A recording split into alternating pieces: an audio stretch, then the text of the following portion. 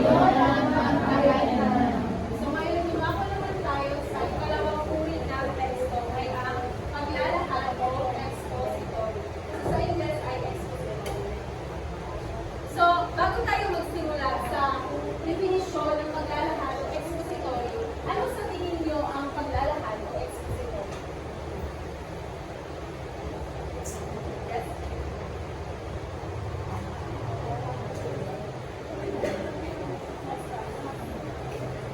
Noy, palagay ko, expository. Ang teksto expository ay isang uri ng teksto kung saan dito natin nilalahad ang mga importante na informasyon. Dito nagagaling ang yung mga datos. Kinakailangan nito ng mga datos, kinakailangan nito ng mga informasyon na kung saan magbibigay kredibilidad sa mga sinasabi sa isang teksto. Maraming salamat, Francis. Okay, ang paglalahad sa ibasa, Ginalagin sa pagpapaliwanag ng pamamaraan o proseso ng paggawa ng isang bagay at ng pagsasakupaan ng isang layunin o sularin. maraming salamat. So, kagaya nga ng sinasabi ni Francis, ang paglalahad ay isa itong uri o ginagamit ito pagpapaliwanag o isa itong pamamaraan o isa itong susi para makapaglahad tayo ng impormasyon o ideya na galing sa ating isipan. At syempre, nagbibigay rin ito ng direksyon at pagpapaliwanag ng mga hakbang na tutugunan ng paglalahad ang mga tanong tungkol sa isang usapin, sinasaklaw ng paglalahad ang malawak na bahagi na sinusulat at binabasa ng tao. So, kagaya nga ng sinasabi ko kanina, ang paglalahad ay isang po itong direksyon ng pagpapaliwanag ng mga impormasyon base sa ating binabasa o base sa ating nakikitang impormasyon. Naiintindihan po ba? Oo. Okay. So, ngayon dumako na tayo sa expository. Pakibasa. Sa anyo ng diskursong nagpapaliwanag.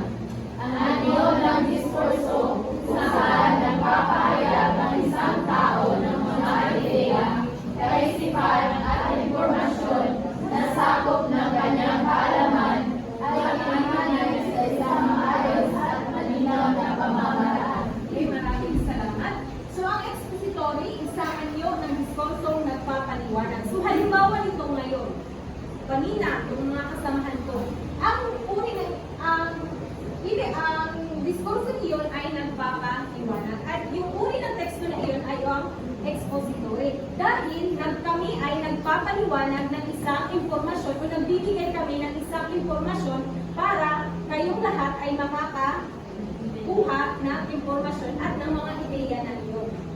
At ang anyo ng diskurso kung saan nagpapahayag ng isang tao ng mga ideya, kaisipan at impormasyon na sakop ng kanyang kaalaman at inihanay sa isang maayos at malinaw na pamamaraan. So, at karaniwang ginagamit sa panunuri, artikulo, diaryo o magasin, komposisyon, radyo at telebisyon. So, kagaya nga ng diaryo at magasin, di ba nakikita natin na hindi naman basta-basta sinulat lamang ang diaryo at magasin, di ba? Kaya yung nagsulat ng diaryo at magasin ay hindi lang sila basta-basta nagsulat nun, kundi nakabase sila sa kanilang paksa at yung paksa na iyon ay meron silang kunting kaalaman para magpahayag sa ating mga babasa o yung mga may interes sa pagbabasa. Naiintindihan po ba? Kagaya nga naman ng mga radyo at telebisyon, di ba? Yung mga news event, di ba? Yung mga balita na naririnig natin, hindi lang sila basta-basta bibigay ng mga balita na walang kaalaman o sa English pa yung trugan, yung tinutugin ng musuan. O, katotohanan. So, ayon kay Arrogante, 1994, pakibasa. Ang paglalahad ay isang pagpapaliwanag na objektibo o walang pagpapit na may sapat na detalye, pawing magpalawak ng kaalaman sa basang binibigyang linaw ang lubos upang maunawaan ng may interes. So, di ba kahapon, itinilakay ni Dinang J.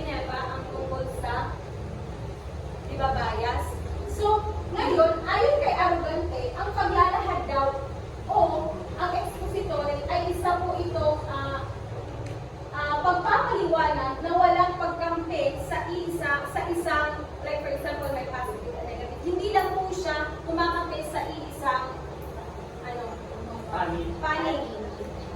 O, at dahil doon, nagpapalawak ng kaalaman ang pagsang binibigyan linaw ng logos. So, di ba, pag hindi natin binibigyan ng kakampi ang isang impormasyon, di ba, nakakakuha tayo ng maraming impormasyon, di ba?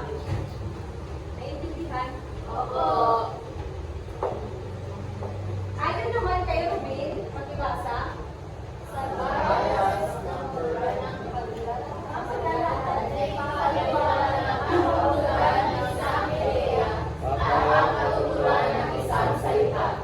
Gayon din, nakikilala o nakikilala sa lalo ang isang bagay, tao o pangyayari. Paglalaan ng mga tanong tungkol sa isang nasabi sa madaling sabi, may benepisyo o magpaliwanag at sinasagot ang mga tanong na so, ayon kay Ruben, di ba ayon kay Arrogante, ano nga yung sinasabi ni Arrogante? Ang Ganun po ang sinasabi ni Arrogante. Pero kay Ruben, ang sabi niya, sa bias ng paglalahad na ipapaliwanag ang kahulugan ng isang ideya.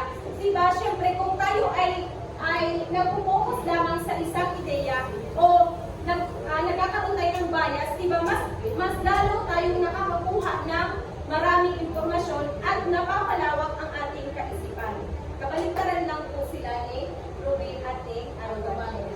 At diba pag tayo ay nagbabasa, may mga tanong, kung tayo ay nagpo-focus sa isang argumentatibo, diba? Pag tayo ay nagpo-focus lamang sa isa, may mga tanong tayo na nababasa o may tanong na mga pumapasok sa ating isipan. Kagaya ng ano ito, ano ang kahulugan nito, ano ang ibubunga nito, ano ang pagkakaya nito, ano ang pagkakatulad nito sa iba, at ano-ano ang mga uri nito. Naiintindihan? So, sa expository, may kahingian ng epektibong eksposisyon. Una, pagkakaroon ng sapat na kaalaman ang isang tao kaugnay ng paksa. So, makakabuo lamang ang isang mahusay na eksposisyon kung malawak at naituring na may kaalaman ang saklaw na kaalaman ng isang tao sa isang paksa. So, kung tayo ay may sapat na kaalaman sa isang paksa, mas lalo nating maiintindihan o madadagdagan ang ating kaalaman. Pangalawa, pagkakaroon ng kakayahang ihalay ang kaisipan. So, pangatlo, kawalan ng pagkiling. So, kagaya ng kanina, kung tayo ay nakakuha ng mga impormasyon base sa ating binabasa o base sa ating nakikita, dapat maging open-minded tayo sa universe. Dapat maging open-minded tayo dahil hindi lang sa libro nakikita natin o nababasa natin ang mga impormasyon, kundi nakikita rin natin sa ating mga kapaligiran. So, pang-apat, mahalagang nagbabasa ang isang tao upang laging nakakakalap ng mga impormasyon. Diba? Kung tayo ay nagbabasa,